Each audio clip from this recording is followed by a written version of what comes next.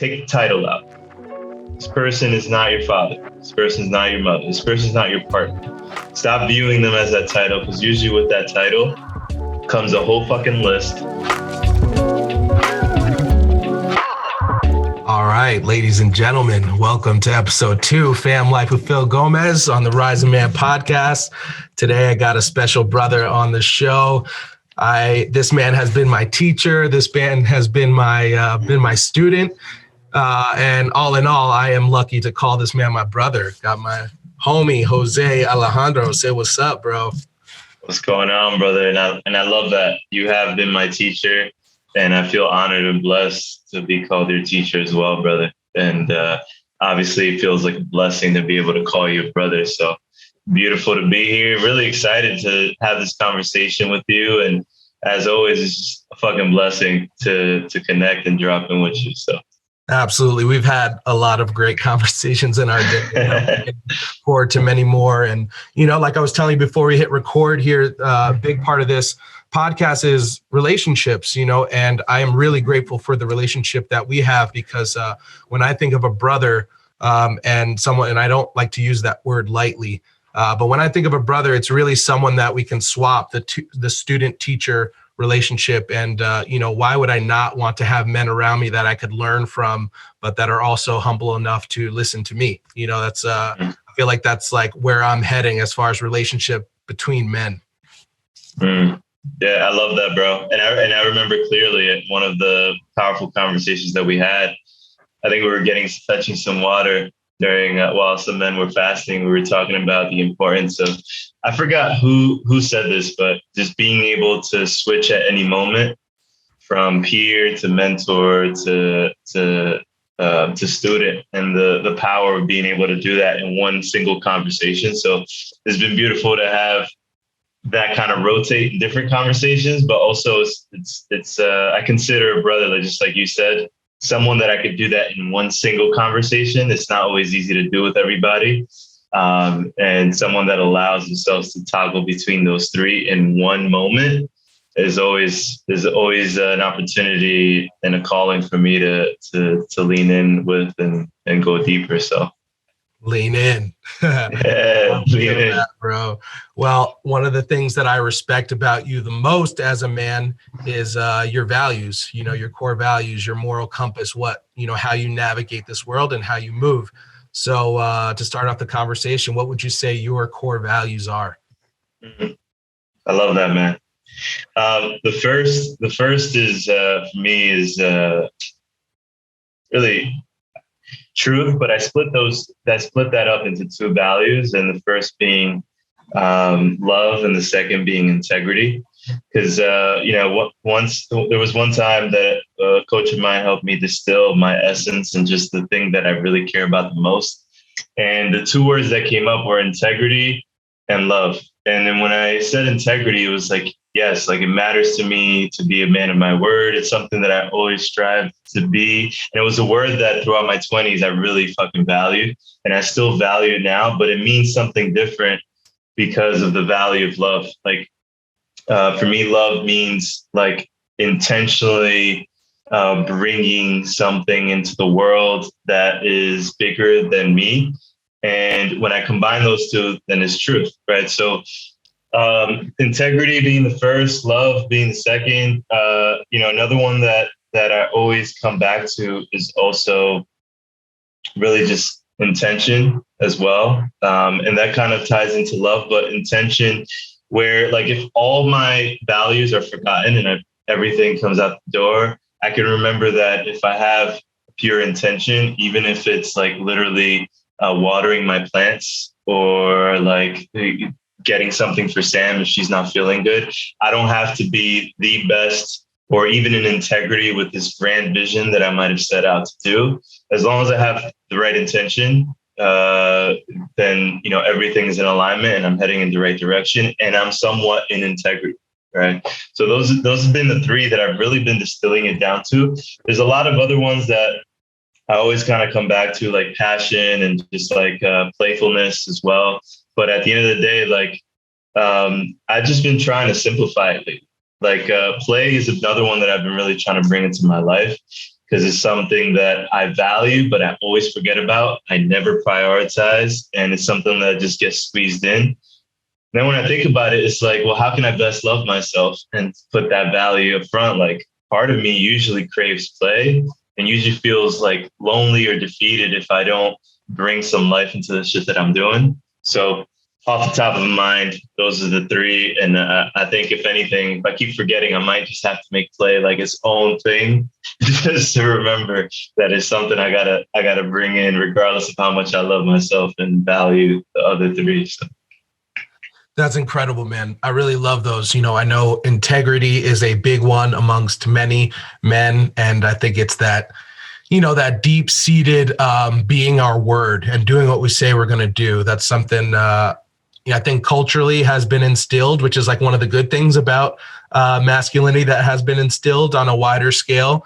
But I really love this element of love. And to me, it makes me think of the focus on things that are not logistical, right? So when we're bringing our gift into the world, a lot of times it doesn't really make sense to do it, you know, whether it's like, because we have all these other things to focus on, right? Like making money, paying the bills, taking care of this, taking care of that. Mm-hmm. But when love becomes one of the core values, it's really, it's almost like love is enough, right? If we love something, it's worth doing. It doesn't matter if it's going to make us money. It doesn't matter if it's going to help move us forward in status or just like us in society, right? But for the sake of loving it, I'm going to do it. So I really, really admire that. Yeah, I appreciate that, man. And you evoked and brought some stuff out just from that value, just in your reflection, because I think that, when I think of integrity and I think of love, it's like there's a lot of times where I've tried to be a man of my word. Like, honestly, most of my 20s was like, I said I'm gonna do this, I gotta do it. To the point where sometimes like I wouldn't even feel in alignment with myself. I didn't even love what I was doing, but it was like I had to do it anyway. And I was unwilling to compromise or renegotiate. And half the time that led me to like just not loving what I was doing or not loving the commitment in the first place. So I think about love, it's like, man, why am I even going to commit to something if I don't feel like it's something that brings love to my life, that makes me feel like I'm loving the moment, that makes whoever benefits from this feel loved. And then also there's the piece that you brought out in what you were sharing, that it's almost like sometimes you do have to keep your word, right? Sometimes I give my word and it's like, man, this is not comfortable. I don't want to do it, but I love this person. So I'm going to follow through and do it with as much love and like presence as I can. For example, like, I know you always talk about your kids, right? Like, it's like keeping your word. Sometimes it's not something you want to renegotiate, but can you really renegotiate with your kid and say, I'll feed you later or feed you tomorrow, right? It's like, no, you gotta take care of them. So sometimes it's like, you got to follow through. And if you don't do it with love, it's almost like, then what's the point? If you're not going to be that father that feeds your kid with love, even if it's not the thing you want to rather be doing in the moment, then what's the point? So like, love has been a big one for me, to just remember like, all right, sometimes I got to bite the bullet and do this thing, but I get to renegotiate going forward and make sure that what I'm doing is either done with love, or I end up pivoting and end up doing things that I love more than what I initially renegotiated. So. Absolutely. I think that's really that's like the key to autonomy, and that's a key to authenticity. And it's really the key to happiness, right? Because there's never going to be a shortage in life of things that that do have to get done. Right. So the only choice that we have is how we show up into those spaces. Right. Am I going to show up bitter? Am I going to show up resentful? Or am I going to show up like loving and bring this intention that like, if I'm going to do it, I'm going to do it whole assed, I'm going to bring my everything to it. Right. Yeah, exactly. So on the topic of love, one of the things that I love about you most is that you've been in a long-term committed relationship with your partner. I know that me being a married man, that is not an easy thing to do. So, I just wanted to rap about that a little bit. A little bit of backstory on you and your partner, and then we'll dive into like how you've managed to survive this long-term committed relationship. Well, honestly, one, I appreciate you saying that, because I feel the same way about you, and your partner is, I've definitely asked you a lot of questions that have helped me navigate some things in my life and in my love life with my partner. What's interesting is like, honestly, diving into men's work was originally like the catalyst was my relationship. And initially, like me diving into like the work was because, dude, like I graduated from undergrad with a bachelor's in psychology. And it wasn't until 5 years after I graduated that I actually went to my first like therapy session, actually went to my first like men's group, and then hired a coach, because it was almost like it was all conceptual. I got what I need to know. And then my relationship started like really getting hit around this time. And my initial thought was, I'm gonna go work on myself so I can fix my relationship. Like literally made it about my relationship, and I need to fix something in me that's wrong so that the relationship could be better. And then initially, like long story short, what it led to was me realizing that it has nothing to do with the relationship. And even if it ended, like I need to work on myself and resolve these things anyway, because it'll just show up in other places in my life. The reason I start off by saying that, bro, is because Sam and I say this all the time when people are like, we make 13 years next month. 13, right? The 26th of February. And people always ask us like, yo, how you been together for so long? And I really mark that moment, that catalytic moment, because the only reason we've been together for this long is because we've evolved and changed throughout the way. Like it literally feels like I've been in a relationship with 5 different people. And even though it's the same Sam, it's like there's a part of me, and I can think of this, like that moment, that catalytic moment was like the third evolution of our relationship. And I was hanging on to it so tight. It was like, fuck, like I love how this was, how we're having sex, how we hung out this way. We initially moved in together. Like this is going to be exactly how I imagined it. And then shit started evolving. And a part of me was like, fuck, I want to hang on to this because this is what I know works. And honestly, it was allowing it to die. And this is like full honest truth. Sam and I sat on the couch one day around that time. Like we were trying a lot, doing different things. And we were just still like hitting this moment of like, where do we go from here? We sat on the couch. We're like, yo, this might not work. Like literally just surrendered in that moment. Like this might not work. It literally felt like a breakup. Like we were just like, this might not work. And if we keep trying hard as fuck like this, like trying, almost like pushing and like just forcing it, we're just not going to be happy. So let's just like surrender to the truth that this might not work out. And perhaps from that, something else opens up. And it was crazy because that's when we started opening up space. Like me seeing different parts of her that she was just like, fuck it, it might not work out. Might as well just explore this new version of me. Same thing with me. I was like, fuck it, might not work out. Let me just try this out because it might work, it might not. And then that just led to a whole nother level of love. Obviously, there was another moment, that 4th to 5th transition, and I'm just making up an arbitrary number. It was probably like 100 different relationships, but reality was that moment was big for us, bro. And kind of like just surrendering to, this isn't about us being together. This is about like you loving yourself and exploring your life and growing on your own, and me loving myself and exploring my life, living on my own. And like being open to coming together if that means it leads to more growth in our own lives and as individuals. And if not, it's like it might hurt, letting go. But like, honestly, it's even more painful to just be someone that you're not, or just like constrain yourself to stay in this box of what the relationship looked like. So that's really been the biggest piece, is just both of us committed to our growth, which also gives us the fucking patience. Like that's the biggest thing. It's like, I know, all right, fuck, Sam gets on my nerves sometimes, but I know that she's committed to her growth. And even if we split up, she's always in this constant journey of like finding herself. And on my end, I know she trusts me, that regardless of me being with her or not, she could trust that I'm gonna go talk to Phil, talk to Jetty, talk to my men's team, talk to my coach, like do whatever I got to do to figure my shit out, even if I'm not with it.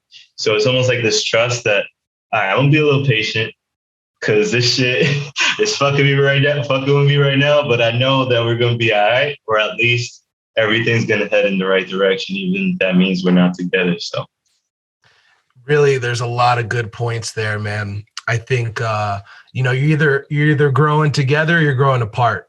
And right. The sense of growing together is that you're both evolving into to really the potential you're able to see in each other. I think when you really love another person, your romantic partner, it's like you see them where they're at, and you also see all of their greatness, and you just see sometimes more than they can actually see in themselves. Right. Mm-hmm. So if you're both committed to growing and to becoming the best version of yourself, not even like better or worse, but just evolving and growing into yourself more and more, I feel like that support or that anchor to something that's outside of your personal connection really allows to move the needle forward. Yeah. I love that, bro. And it reminds me of, one of my teachers says, for the sake of love.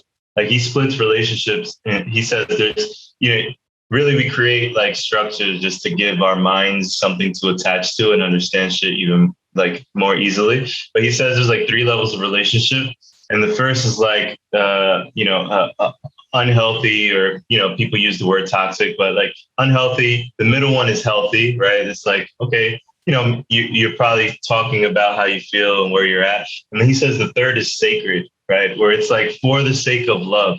So sometimes for the sake of love, like capital L love, not just I love you because you give me this, you do this for me. Like for the sake of love sometimes means like separation. Like, I'll give you an example. It makes me think of my parents. I remember my father for most of my life, and we've had this conversation, and he it's beautiful to see his perspective on it now. But like he's always used to say, "I'm here for you. I'm staying with your mom for you." And I used to like, Dad, like you don't have to do that. Like there was a point where it was like, thank you, because I was a kid and I didn't want them to separate. So it was like my selfish desire. But then there was a point where it was like, I was a teenager and I was like, Dad, like we can see each other. Like, I feel like you'd be happier without being together. And it's like, for the sake of love, when you have children, like in my opinion, and, I'm grateful for how it turned out, and everything that I am today is because of that journey. But I know that my parents, they weren't happy for a really long time. And that actually caused my father to always be resentful and not feel love in his heart. He was always like upset. My mom always anxious. And maybe if they separated for the sake of love for the 3 of us, right? Like him, my mom, myself, and my brother, the 4 of us, maybe like there would have been more love in that dynamic, even if it was 2 different households, right? So it's like for the sake of love, that means sometimes not exactly how your mind wants it to mean. You know what I'm saying? Like that's just the way it is. So absolutely, it's not always the the fairy tale love, right? right. Or like the old sayings, no matter what, or doing it for the kids, or this for better or worse. Like sometimes you really have to make a decision for your personal growth, and that's like going to help everyone around you, even if in the short term it's uncomfortable or it's going to bring some element of change, which we all have some sort of aversion to change at first. But that change can really be the catalyst that helps everyone around you blossom, not just you and your romantic partner. That to me, that's the ultimate form of integrity.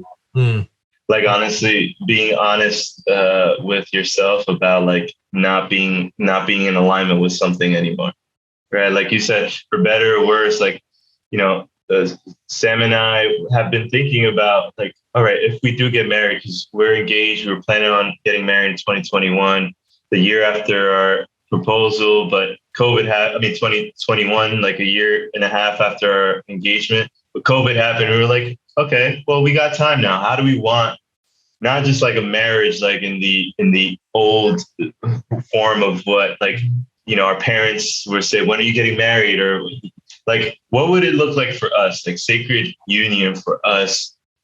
What would that look like? Because like for me, we could easily go and sign some documents to say, this is what will look like to be in integrity for for the rest of your life, or like be in front of people and say, for better or worse, no matter what, until death do us apart. It's like, man, I'd rather die free, right? It reminds me of like Braveheart than like, die like feeling like I've been imprisoned in something that doesn't feel in alignment. And I'm just saying that in general, not how I feel about Sam, but like leaving that open. We like to say that it's like a house with the doors open. What I mean by that is almost like, this is our house. We created commitments. There's values there, including like honoring each other and deciding to be our only one for this like union. But the doors are open, meaning like, if you want to go and take a walk and learn more about yourself so that you can bring more into this house, and do that. Because otherwise, like, till death do us apart, we're going to be dying inside, just trying to keep things contained. And like literally already death has happened inside my truth, my heart, my body, just because I'm living something that I don't want to live. So like, to me, that's the ultimate form of integrity. The honesty is like being able to say, this is no longer working for me. Even though I made this vow, something needs to change, or something needs to evolve within this container, or we need to create a new agreement, renegotiate what it'll look like, you know? Absolutely. Yeah, man. It brings up for me, it's like, if there's an assumption that we are going to stay together no matter what, that's just like the overarching assumption. It can lead to one of two things. One is resentment, or like feeling stuck. You feel like a caged bird, right? That's bullshit. You're not going to be your full, free, beautiful human self. Or two, it's going to lead to complacency. Right? Because it's just like, well, she's going to be there. So why do I have to date my partner? Right? Why do I have to date this woman? Because like, she's just going to be there. So I could just like, I can half-ass everything and just like go about my life, normally, because I'm just assuming and it's like almost like this fake guarantee that she's going to be there. So then I'm not trying, and then dies the passion and the flame and all that. And it just leads to like two shells of human beings, Yeah. Well, I'll say this briefly for all the men listening, that I still toggle between those two and feel them briefly. And it's important to like really just be honest about that, because there's old trauma stories and like things that show up for me where like sometimes I'm resentful. Like, for example, like maybe I want to go to a trip or take a day, a Saturday all to myself to recharge. I don't communicate that with Sam, and instead she's like, because she doesn't know this, she's like, yo, Jose, like, let's go on a date and go on an adventure. And then that day I feel resentment, like, man, fuck. And it used to be way worse before when I had difficulty communicating my needs, but there's times where I still fall into that pattern, and I'm in the middle of it, and I'm like, oh man, actually today what I would have liked would be to be on my own, right? Like, and I'm resenting her, even though, I call it like venom, like venom is the little black blob that takes over the guy's body. It's like venom is the story, right? And no matter how good the human is, we just fucking layer this story on top of them and make them this fucking creature. So it's like, I start resenting Sam for something that I didn't communicate. And then on the other hand, complacent. Like sometimes, we've been together for 13 years. I mean, being with your partner for as long as you have, it's easy to be like, oh, we'll just do it next week. Because, and sometimes it's unconscious. So it happens all the time. Like, I literally have to schedule check-in with Sam where I can say, like, Sam, what do you need? And she'll be like, well, you haven't taken me out on a date in a month. I'm like, oh shit, I haven't. Right. And I have to check myself, be like, fuck, I got a little complacent there. Right. Or sometimes I'm distracted by something else that I really care about. So I just want to say that to like all the men listening. It's really important to just acknowledge that just because we're doing this work, or just because like we are a teacher, student, a peer with other men doing the work, doesn't mean that we're not. And just because I have a 13-year relationship doesn't mean that I don't go through those two experiences of resent or complacency. But I definitely have gained a lot more tools along the way that have helped me get to this stage where I can like, oh shit, something needs to pivot so I can get back in integrity with like the love I want to bring and get out of this relationship. Yes, yes. And I'll echo before we move on from relationships here that having relationships with other men that are in long-term committed relationships has probably been the thing that has helped me the most through the difficulties that we've had in the 8 years we've been together. And I know for a fact, because my wife has told me, that's the same for her. And both of us are a stand for having and taking care of nurturing our relationships with other men and women, the greater community, because like it's not just meant to be the two of us, right? We're supposed to have these bigger circles around us that are helping to support us through the difficulties. And without that, it's like you're stuck on an island and shit could get real messy. So I know you've asked me for help, I've asked you for help, and I know we both have men outside that are constantly helping, that we're able to check in with and go back to. So yeah. So that's really beautiful thing. So you brought up your father before. That is another of the many things I love about you. Your relationship with your father, I think, is a very inspiring one.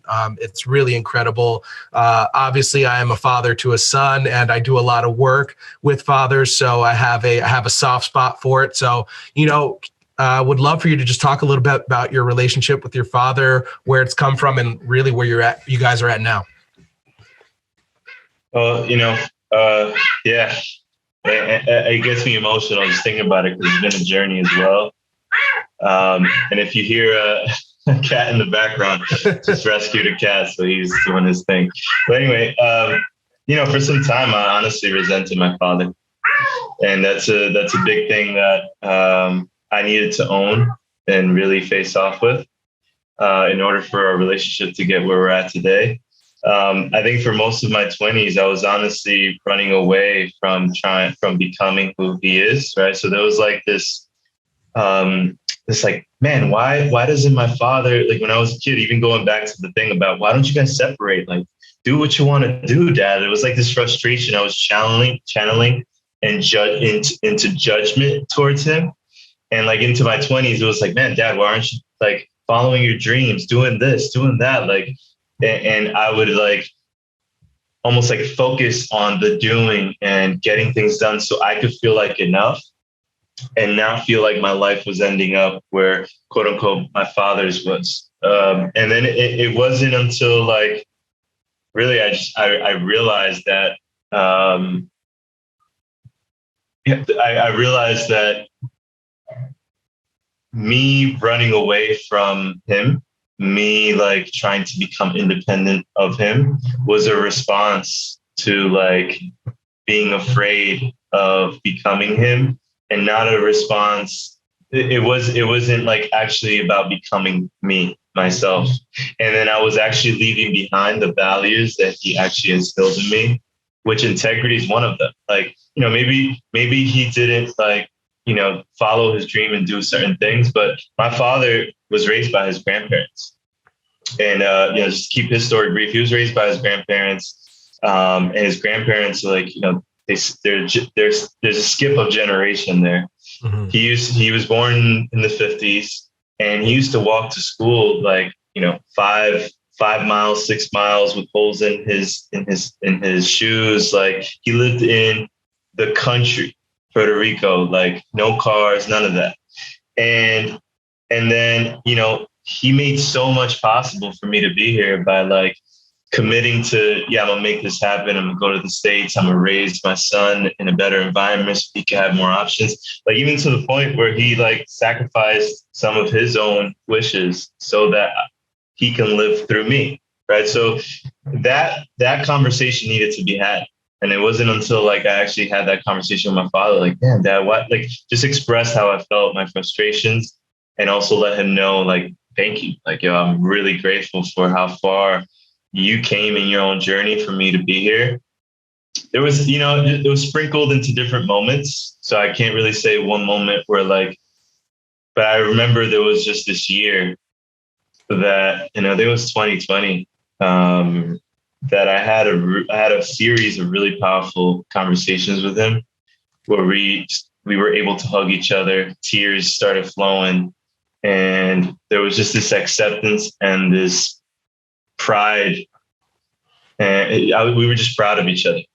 And I think that also came from me stopping, or from me putting aside the need to fix. Because for some time, that was another thing. When I started trying to repair my relationship with my father by trying to fix him, like, Dad, you can start the business, you can do this, here's how I can help you, like literally just trying to force him to do things, read this book, do this, do that. But I wasn't necessarily going into the deep conversations.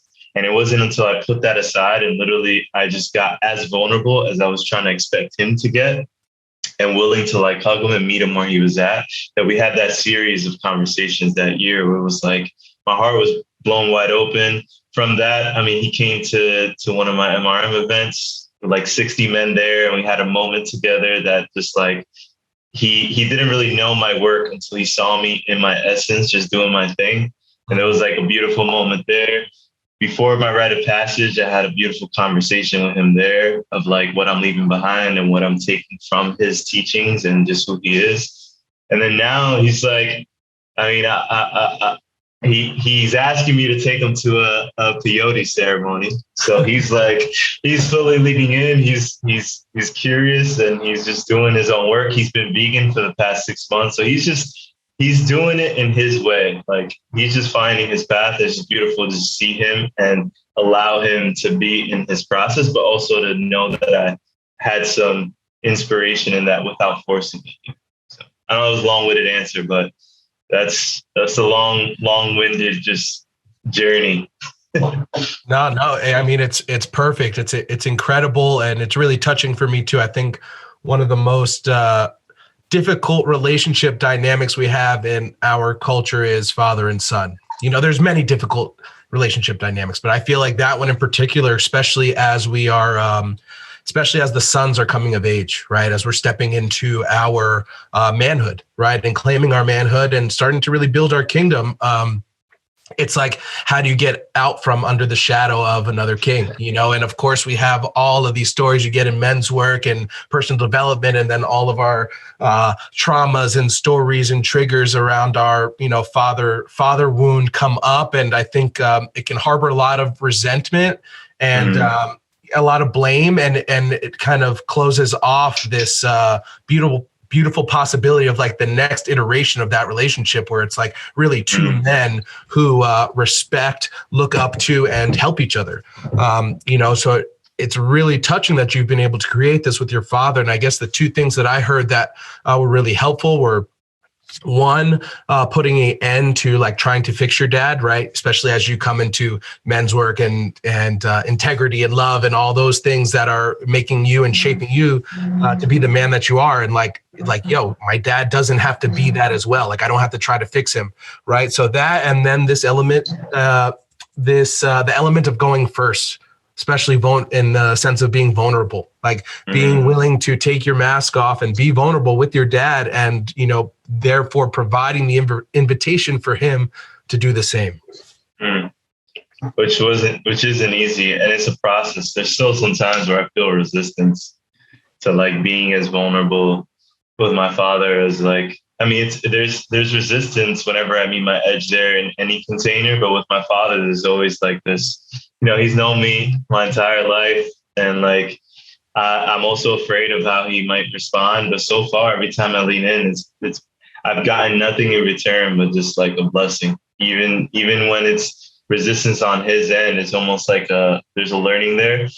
And I want to share this. There was a moment, I forgot who it was, and honestly, it might have even been you. So if it was, let me know. But I remember this is like 2 years ago. I heard someone say like, look at this person, whether it be your father, your mother, your partner, right? Whoever it is that, I mean, you mentioned personal development, trauma, stories, and all the things that we realize our parents had a lot to do with the shit that is showing up for us right now. It's true. It creates sometimes resentment. And, you know, this work isn't linear. So maybe you went through the anger release, but you didn't necessarily get to the point where you had to do the forgiveness, which is also in this a period of time, right? So it's like, you can't just dabble in it, because then you come out like not fully completing the narrative of like, this is a human being. And what I heard that person say is like, take the title out. This person is not your father. This person is not your mother. This person is not your partner. Stop viewing them as that title, because usually with that title, comes a whole fucking list of things that you think they should be meeting, ways you think they should be showing up, and all these fucking expectations or lack thereof that you have for this person. And just look at them like a human being. Like, who is my father without the title father, but as a man that's coming into my men's. It's like, yo, it would be so hypocritical for me to judge my father for being 64 years old and just starting to do some of the things I'm doing if he was just another man. Like, what does this man need right now? Maybe he just needs a hug. Maybe he just needs to be heard. Like, and that flipped things for me completely. It was like, my father is just a man who's on his journey, and he didn't have all the tools available to him. Like, honestly, most of the things that I encountered was the social media made it easily available. Connecting with you, connecting with so many of the men in my space. My father didn't have that, right? Like, even there, right away, there's like this loss of access, right? So it's like, my father's just a human being. My mom is just a human being. Like, how can I receive them as they are, not try to fix them, but definitely just show up fully as I am, so I can inspire them to be themselves. That is the biggest thing, I think, of just taking out father. What does father mean to you, right? Because when I look at father, I had this whole list that society gave me, that I gave myself while trying to run away from what society was giving me. All these fucking things on that list that really don't give my father the opportunity to just show up for me the best way that he can. So yes. Expectation is the death of possibility. Right. That's really it, man. Once we come to the table with all these expectations, we don't allow that space to breathe and grow and be what we can't even imagine. Right. Yeah, an exercise that I take a lot of new fathers through, because, like, really, in order to step into fatherhood and from that place of possibility and just like purely what we want to be as fathers, like, we have to put an end or heal the relationship with our own fathers. And so it's usually a dad, thank you, right? So you thank your dad for all the things that he's done for you. Dad, I wish, all those things that you wish were different, right? Wish he was around a little bit more, wish he didn't work as hard.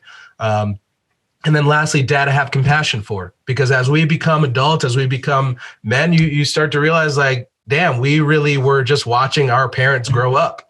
And, like you're saying, this element of compassion, wow, there's a lot of things that I have that you didn't have. You didn't have all this access to information and people across the world. Wow, I realized your dad wasn't there. And that must have been really hard. You must have felt abandoned. Wow, all these things. So really having that compassion so that we can take away the title, right? The title of father, and really just see this man as a human being, right? And all the things that that he had to work through in order to be where he is today, in order to give you life, in order to raise you, Yeah, I love that, man. I love that. And it sounds like a good conversation starter for my next chat with my dad. I mean, even, I just want to, you gave me a big breakthrough right now. I just want to address it. You mentioned, that my father might have felt abandoned and he wasn't raised by his dad. Like, I mean, you were there with me in the teepee when I was healing a lot, with my late grandfather. And, I just realized that my father tried, like, I watched him grow up, and like, his response to his father abandoning him, or his father and his mother not like raising him and wanting to take care of him. I mean, he thought his mom was his aunt for a really long time because she didn't want him to know. And his grandparents kept, telling him that story. It's like, his way of growing up was like, I'm not repeating that pattern, and I'm gonna be there for my son as much as I could. And it's like, for him, that was his way of loving me. Right? Like, literally, like, he thought that maybe separation was like, I mean, it makes me emotional to think about it. He thought separation was like leaving me the way his parents loved. So staying there and saying, I'm gonna keep my word and be there for my son in a way that my parents was, that's like a gift, like, yeah, I wish that he understood things a little bit differently and maybe could have known that he could have showed up a different way in the XYZ, but how dare I say that? How dare I even ask for that when, like, he was doing the best he could, and it was it was his way of correcting and slaying the dragon as best he could that his father didn't get to, or maybe even avoided, right? Pun intended. So appreciate you sharing that, man, because it just brought some like deep clarity around something that I'll definitely have to have a convo with my father about. That's beautiful. Well, I appreciate you reflecting that back, man.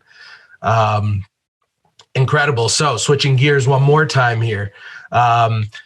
You've talked about the Peyote Ceremony a few times, and one of the things that I've been able to witness in your journey is your kind of rediscovering and reconnecting to the roots, to your ancestors. You know, in the time that we've been friends, you've moved back to Puerto Rico, and I know a big intention behind that was to really connect to your lineage. So I would love for you to just talk about what that process has been like for you, maybe what sparked you wanting to do that more. And just how you've navigated that process, because it's not like there's a blueprint of this is how you connect to what you've been separated from.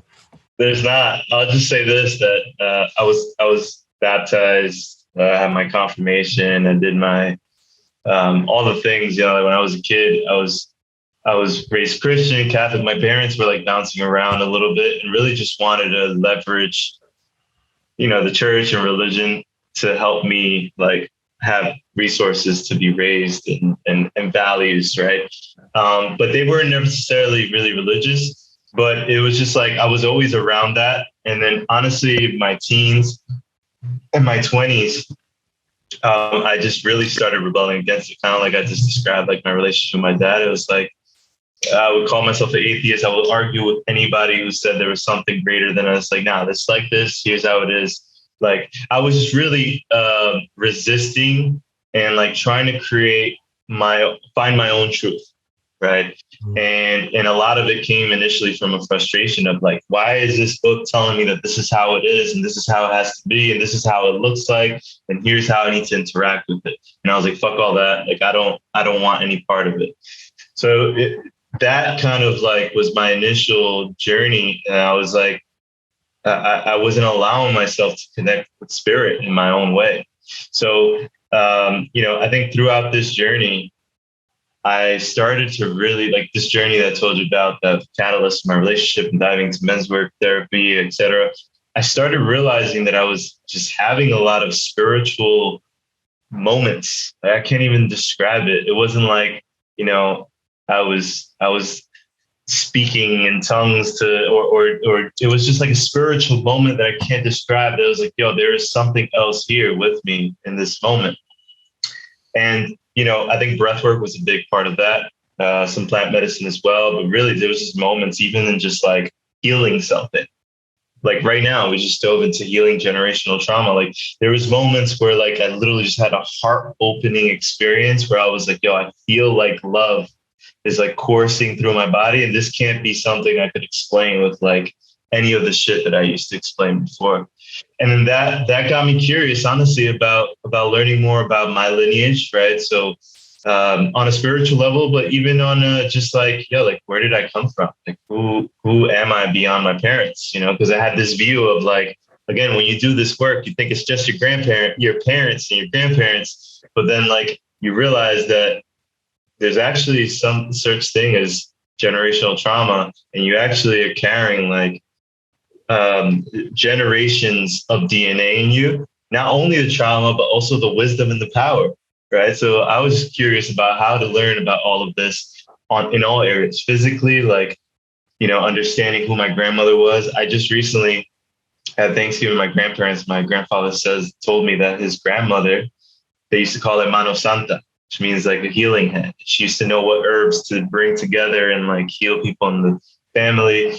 And just learning that was like, oh shit, like maybe I don't have a healing hand per se, but perhaps I'm called to healing because it's something in my lineage, right? And then emotional, like what was there? Like what did my grandmother went through when in the 70s they used to forcibly sterilize Puerto Rican women, Hispanic women, to have them, to avoid them having more kids. Like just understanding that story and like how she ended up being emotional after she, with my mom, and then how that affected me. And then also spiritual. It's like, I'm fucking supported. Like, I don't need to see them. I don't need to hear them. everybody has like their own way of connecting with their ancestors, but I know there's just something that's like holding me up and just empowering me to move forward. And honestly, it was hard to find Taino culture, like just looking for that. There's, I mean, living in Puerto Rico, a lot of Puerto Ricans don't accept it. They're kind of like, it's in my blood. Yeah, I could take a DNA test, but I don't really believe that, they're just not connected to it. So finding it was difficult for me. So I started off by diving deeper into other spiritual practices, like, breath work. I've had some incredible spiritual experiences where I literally like relived like generational trauma and like healed and grieved and felt my heart blown wide open. Peyote Ceremony, right? That's a Native American church. And even though it's not so directly connected to my ancestry, like I definitely felt my ancestors there with me, right? Going to a trip and visiting the Mayans and sitting around the fire for 5 days straight and just like coming out of the Temazcal feeling like I've healed the feminine in my lineage, and just like my ancestors and the women in my family are in those bricks of the Temazcal, and like going to connect with my teacher in Ecuador and talking about dreams and telling him about a dream I had about my grandfather, right? And him connecting it to my ancestry, even though he doesn't know much about Taino culture. Really, it's just curiosity is the word I could put. Like, doesn't matter how you do it, just be curious.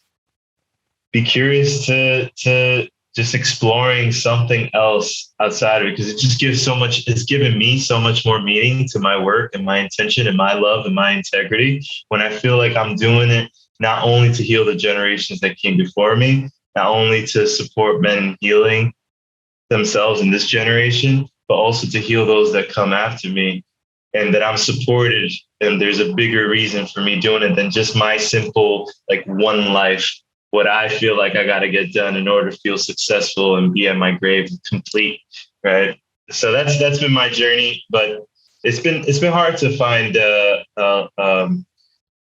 some of my own culture, to be honest. So it's been a journey of just connecting with others that have been on the same journey and have found things that I'm curious about that I haven't found myself yet. So, yeah, I love the element of curiosity, because it takes curiosity to start to go down a path that is not the common path, right? To not just take the stories that we've been given, whether it's through Christianity or pop culture or whatever, that this is my story, right? Looking outside of the textbook that we got when we were in grade school. So that element of curiosity then kind of shines a light on this other path that deviates off the main path. But it's not like it's this big old headlight and you just see the whole way through, right? It's just following breadcrumbs, and maybe it's a book somewhere, maybe it's someone that you meet doing something that you love. And you're like, wow, this is a Taino man heavy in the culture, and get to learn more. Like, there's really no clear path to it, but I know for a fact, because I've seen it in you, and this has been my case, that the more I've pursued in the space of curiosity, the more I pursued my lineage, where I come from, the backstory, two things have happened. One, the more confidence I have had in myself and just ownership of just who I am on this earth. And two, the less I make it about me, because I really realize that I am part of a much bigger picture of history and of lineage, right? And I am just filling this one little space, and I am just a bridge. And many will have come before me, many will come after me, and I'm just doing my best to kind of continue the flow of that. And play your part. Play my part, play my role. Yeah. It's like, I feel like there's a big difference between playing your part and staying in your lane, right? Because staying in your lane is like, whose lane? Like, how do you define lane? Who puts the bumpers up to decide that that's your lane? But like playing your part, like, how can you fully play your part knowing that there's generations, like, can't even fathom generations that came before you for you to be here? Play your part. Like, maybe it's just playing your part in being a father to your son so that he can play his part as best as he can. But I love that. I love how you simplified it in that those two takeaways, because really that's what I was trying to articulate. But it's not that linear, like you said. It's almost like you wish that the light was just shined upon it, but honestly, it's a spiritual experience in itself to not have 100% clarity about what's going to be revealed, and just fucking allow it to reveal itself as you explore those parts of yourself. Absolutely, man. And even the, like, you know, even the more logistical aspect of it, you know, it's like people in our lineage have been silenced, have been killed, have been, you know, there's a reason, there's like a very specific history that we're learning and reading, right? So it takes effort, but at least in my experience, it's worth it. Yeah. Beautiful, bro. Yeah. I'm with it. Beautiful. Well, time goes fast, man. So let's get ready to wrap this up. I've thoroughly enjoyed this conversation. 2 questions to finish off here. Brief questions. 1, if there is a young man of color out there sitting across the fire from you who is looking for help, looking for support, maybe starting to dip his toes into men's work, what would you tell him? Love this question. What comes up for me is to trust in yourself. And just trust in yourself. Your truth will set you free. You don't have to be anything else in order to survive, to feel welcome, to feel like you belong. Like, just trust in yourself and that you're exactly where you need to be, and that your way is the way. Like, there's a light that's just waiting to shine from within you, and just gotta let it shine. I know when I was a kid, you know, man, a boy of color, I was doubting myself a lot, and I was just afraid to be myself because I might not be accepted, might not get the job, might not get the promotion, might not this, might not that. And it's just like, just yourself, and that your truth will set you free. Beautiful, man. I wish I heard those words when I was a boy of color as well, man. Yeah. Well said. And then the last question, because at least as far as I can see, most men are pretty bad at self-care. What do you like to do for self-care? How do you take care of yourself? It's good. Take a day off. That's a classic. Like, honestly, just a day off. I've been treating my Saturdays as like my rest day. And sometimes rest to me means play too. But just take a day off. And really what that distills down to is like, give yourself space to hear what your mind, body, and heart needs. Besides all the commitments that you've made and all the expectations that everybody has of you and all the roles have of you and all the identities and titles and things have of you, like, give yourself space. Just let yourself, like, if it's a day off, if it's 5 hours off, if it's 15 minutes off, so just check in with yourself. Like, man, what does my mind need right now? Some rest. What does my body need right now? Some water. What does my heart need right now? Just to go for a hike and not have any expectations at this moment, so I can like just feel how I feel. Maybe it's overwhelm, maybe it's happiness, maybe it's joy. Because I know I've been so busy sometimes I don't even allow myself to feel joy. Like, just check in with yourself and give yourself a day off to honor that part of yourself. Maybe it's not every week, but it's a decent amount to just check in and honor that part of you. That's incredible, man. I heard someone say the biggest form of resistance in the capitalist culture is to rest. So I love not only that rest is your self-care, but also walking us through how to give ourselves permission to rest. Yeah. You know, Sam, I'll end it with this. Sam says, she uses a line, she says, rest is an act of rebellion. And I believe that wholeheartedly. And she's been really, just going back to relationships, been really supporting me in just trusting myself that resting isn't going to make me less worthy or fall behind. And the more I trust that, honestly, the more I rest, and the more I rest, actually, the more I accomplish, which is the irony of like capitalistic culture. Is like, if you rest, you will fall behind, you will get trampled. Rest is honestly an act of rebellion.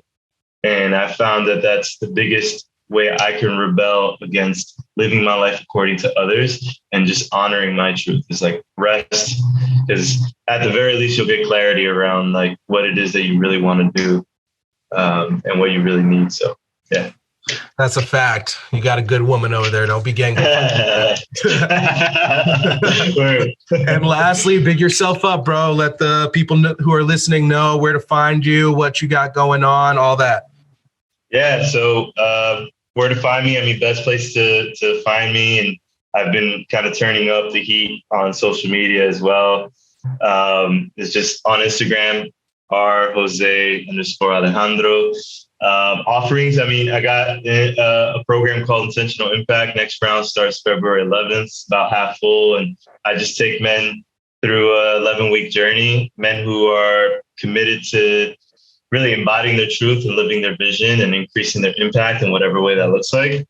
And then something else is coming up. I mean, in May, you're supporting a rite of passage in the East Coast. Yes, sir. And we're enrolling some men into that starting in March. So honestly, that's an offering that we'll be co-creating and doing together.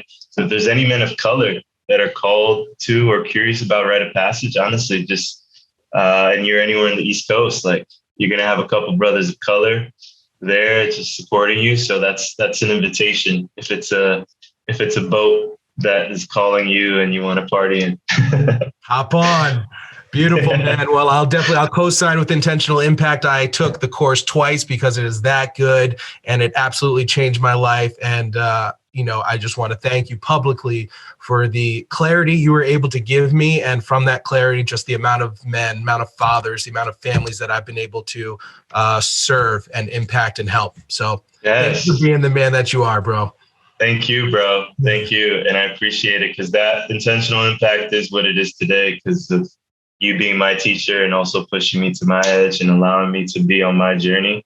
So definitely just want to say thank you to you because a lot of men like you have received my medicine because you've supported me and allowed me to live my vision and give my gift. So appreciate you, bro. Well, to many more years to come in co-creation. I appreciate your time. I appreciate you. And I love you, bro. Love you too, man. Thank you. Next time.